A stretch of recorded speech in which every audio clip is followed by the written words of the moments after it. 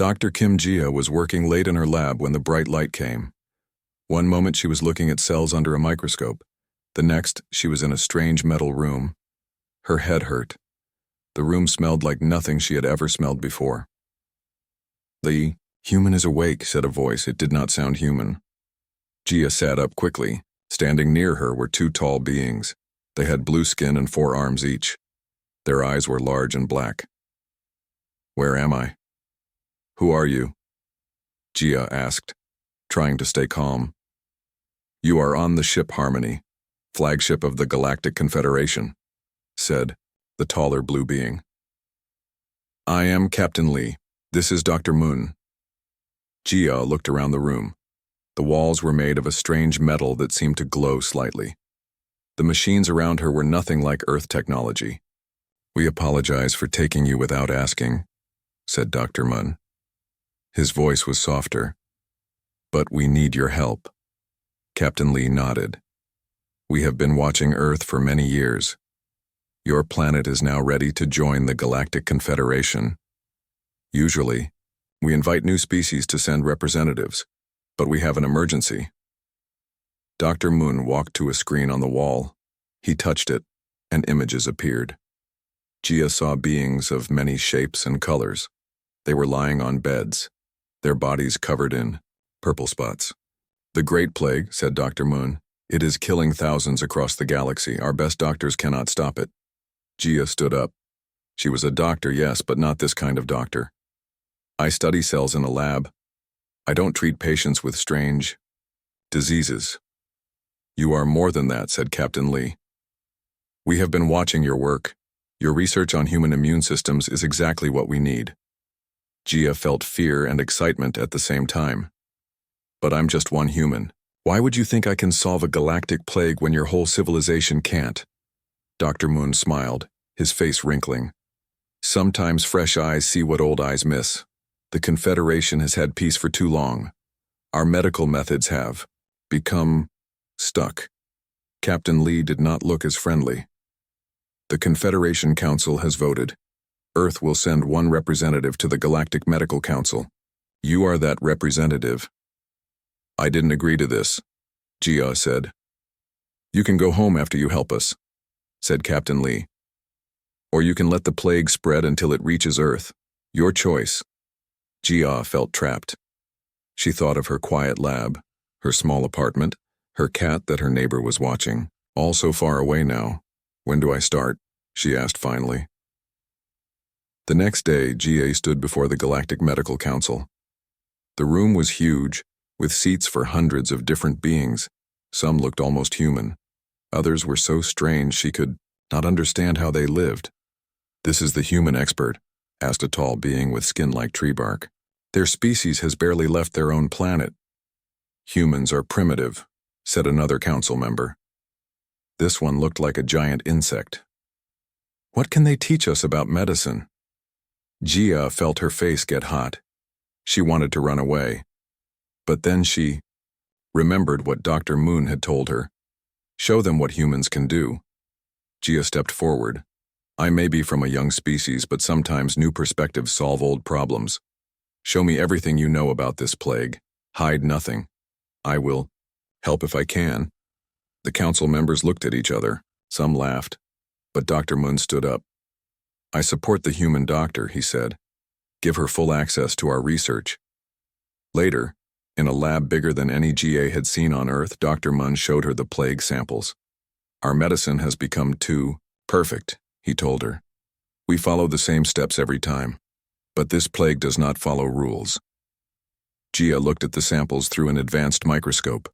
What she saw made her gasp. The plague wasn't like anything on Earth, but something about it seemed familiar. "I need to run some tests," she said. "Tests your doctors might not have tried." Dr. Moon nodded. "That is why you are here, Jia. To do what we cannot think to do." As Jia began her work, she realized this was just the beginning of a journey that would change her life and maybe save the galaxy.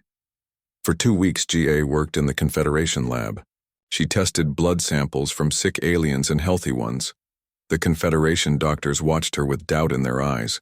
Her methods seemed strange to them, "Why do you keep testing healthy people?" asked one doctor with green scales instead of skin. "To understand why they don't get sick," said GA. "Sometimes the answer is in who stays healthy, not who gets sick."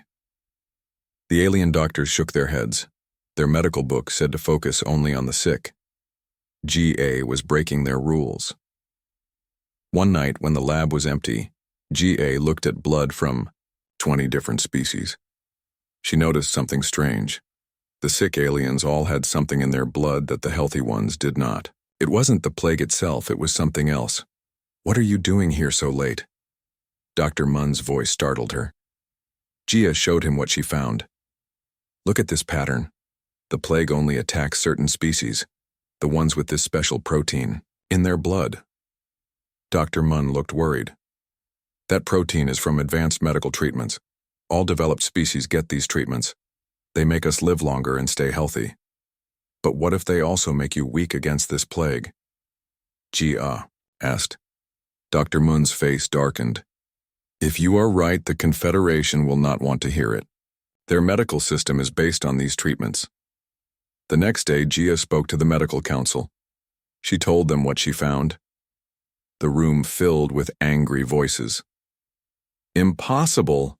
shouted the tree-like alien. "Our treatments are perfect." "You suggest we stop our life-extending treatments?" asked another. "Go back to living short, primitive lives like humans?" Gia stood firm. "I'm saying the plague targets something in those treatments. We need to change them to save lives." The council voted. They would not change their medical system. They told Gia to find another answer. That night, Dr. Munn came to Gia's room.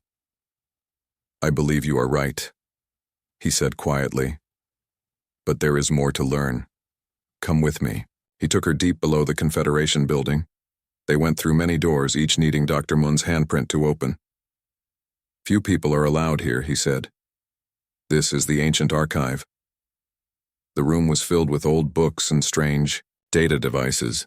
Dr. Munn took Gia to a dusty corner. "These are medical records from species that died out long ago," he said. "Some faced plagues like ours." Gia spent days reading the old records. She learned that other civilizations had faced similar plagues. Some had survived by changing their medical practices.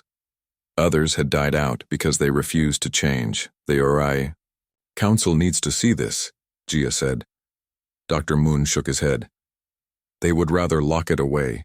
The Confederation believes its way is the only way. As they talked, Captain Lee appeared at the door. His face was hard with anger. "You are not allowed here," he said. "This human has no clearance for the ancient archive." "She's helping us fight the plague," Dr. Munn argued. "By breaking our most sacred rules?" Captain Lee asked. "The treatments you question are the foundation of our society. Even suggesting they cause harm is dangerous." "More dangerous than letting people die?" Gia asked. Captain Lee pointed at her. "The human will be restricted to public areas only. Dr. Munn, you are suspended from duty." After Captain Lee left, Dr. Moon looked sad. "I feared this would happen. The Confederation doesn't like questions about its ways." "But we're so close," Gia said. "The ancient records show this has happened before. If we could just find someone who survived the plague naturally, we could learn how they did it." Dr. Munn's eyes lit up. "I know someone who might help us. A trader who travels to places the Confederation avoids. If anyone knows about plague survivors, it would be him." "Can we trust him?" Gia asked. "No," said Dr. Munn with a small smile, "but sometimes we need help from people we can't trust." That night, Gia and Dr. Munn slipped away from the Confederation building. They were breaking rules now. If they were caught, they would be in big trouble. But saving lives was more important than following rules. Dr. Munn and Gia walked through the lower levels of the space station. Here the clean white halls of the Confederation changed to dirty metal corridors. The air smelled bad. Strange aliens watched them from dark corners. "Stay close," Dr. Munn whispered. "These areas are not safe for Confederation members." They came to a door with strange marks painted on it. Dr. Munn knocked 3 times, then twice more. The door opened slightly. "What do you want?" asked a rough voice from inside. "We need to speak with Tech," said Dr. Munn. "Tell him it's about the plague." The door opened wider. Inside was a small, crowded room. Boxes and strange objects filled every corner. In the middle sat an alien unlike any Gia had seen before. His skin was purple with yellow spots.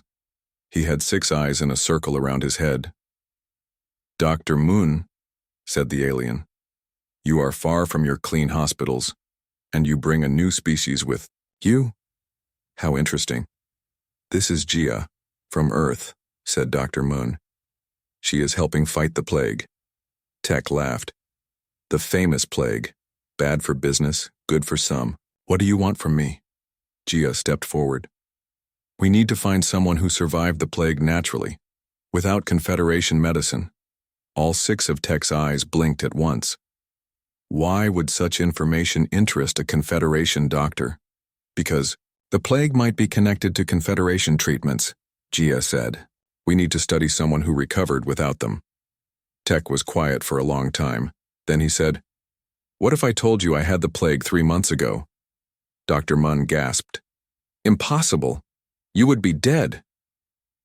"Yet here I sit," said Tech, spreading his forearms wide. "I was sick for 10 days. Fever, pain, purple spots. Then I got better." Gia's heart beat faster. "You've never had Confederation medical treatments?" "Never," said Tech. "I grew up on border worlds. We don't trust Confederation medicine there. Would you let me take a blood sample?" Gia asked. "It could help save millions of lives." Tech laughed again. "What would the Confederation give me for such a valuable thing?" "Name your price," said Dr. Munn quickly. After they agreed on payment, Gia took samples of Tech's blood. She used a small medical kit she had brought with her. "One more question," Gia said as she worked. "Have you been to any ancient ruins recently? Places where old civilizations lived?" Tech's eyes narrowed. "Why do you ask this?" "The ancient records suggest this plague might not be natural," Dr. Moon explained. "It might be a weapon from long ago. 3 months ago I took cargo to the dead world Zell," said Tech slowly. "There are ruins there. Old buildings, strange machines. My crew went exploring while I fixed our ship. When they came back, one was already sick." Gia and Dr. Munn looked at each other. This fit their theory perfectly. "We need to analyze these samples right away," said Gia. "But we can't go back to the Confederation lab. They'll stop our work." "I know a place," said Tech. "An old friend runs a lab on the station's west side. Not as good as yours, but it works." The lab was small and dirty compared to the Confederation's, but it had the basic tools Gia needed. She worked for hours, comparing Tech's blood to the samples she had studied before. "Look at this," she finally said to Dr. Munn. "Tech's blood has antibodies that attack the plague. And look here. His cells are slightly different from Confederation species cells." "What does it mean?" asked Dr. Munn. "I think this plague was designed," said Gia, "created to attack species with certain genetic markers. The same markers the Confederation medical treatments enhance." "A weapon," Dr. Munn whispered. "Who would create such a thing?" "The record said ancient wars were fought between advanced civilizations," said Gia. "Maybe this was their weapon. It attacks only advanced species, not primitive ones." "Like humans," said Dr. Munn. "And border worlders like Tech," Gia added. "Our bodies haven't been changed by Confederation medicine. We're naturally resistant." As they talked, the door burst open. Captain Lee stood there with 4 security guards. "Arrest them," he ordered. "They have stolen Confederation property and accessed forbidden knowledge." As the guards took them away, Gia called out to Tech. "Tell everyone what we found. The plague is targeting Confederation treatments." Tech nodded before slipping away through a hidden door. Gia and Dr. Munn were taken to cells in the Confederation building. But Gia wasn't worried. She had the answer now. The hard part would be making the Confederation listen. Gia sat in her cell for 3 days. The walls were white and smooth. There was nothing to do but think. She thought about the plague and about the Confederation's stubborn ways. On the 4th day, the cell door opened. Gia expected to see guards. Instead, a small green alien with 4 legs stood there. Quickly, the alien whispered. Dr. Mun sent me. We must go now. Gia followed the alien through hidden passages in the Confederation building. They came to a small ship in a loading dock. Get in, said the green alien. Friends are waiting. The ship took off before Gia could even sit down. It flew away from the main station to a smaller station nearby. There, in a crowded room, Dr. Mun was waiting with Tech and several other aliens. Gia, Dr. Mun said. Thank the stars you're safe. The Council wanted to send you back to Earth and pretend they never brought you here. What's happening? Gia asked. Why did you break me out? The plague is getting worse, said Dr. Moon. It has reached the central worlds now. Thousands die every day. Tech stepped forward. And your theory was right. We tested more people from the border worlds. Those without Confederation treatments recover from the plague. Those with treatments die. Gia looked around the room. So what's the plan? We make a cure, said Dr. Moon. And we use it, with or without the Council's permission. Over the next few days, Gia worked with Dr. Moon and other doctors who had joined their cause. They made a treatment using Tech's blood and Gia's ideas from Earth medicine. On Earth, we used to give people weak versions of diseases to help their bodies learn to fight them, Gia explained. We call it vaccination. Primitive but clever, said a doctor with tentacles instead of arms. We haven't used such methods in 1,000 years. They made their first batch of medicine and tested it on volunteers who were already sick with the plague. It worked. The sick aliens began to recover. We need to make more, said Gia. Much more. The Confederation will try to stop us, warned Dr. Moon. They see this as an attack on their way of life. Then we work in secret, said Tech. I know people on many worlds who can help. They set up small medical centers on planets affected by the plague. They worked quickly and quietly. When Confederation officials came looking, they moved to new locations. Word spread about the human doctor and her cure. More sick aliens came looking for help. Some Confederation doctors secretly joined them, bringing supplies and equipment from official hospitals. One day, a ship landed near their newest clinic. Captain Lee stepped out with armed guards. Stop what you are doing, he ordered, by order of the Confederation Council. Gia stood in front of her team. People are dying, Captain. We can save them.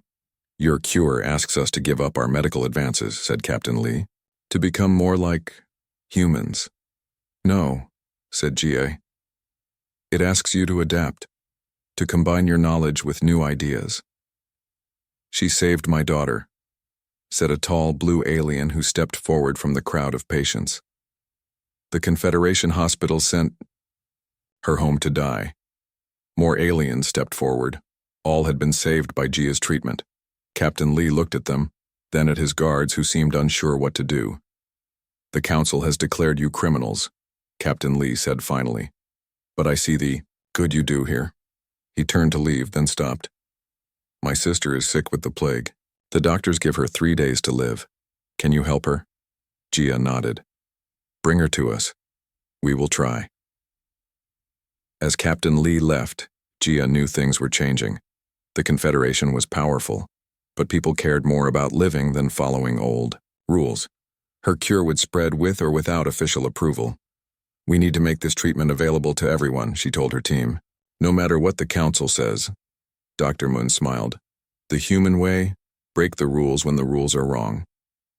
The news spread fast through the galaxy.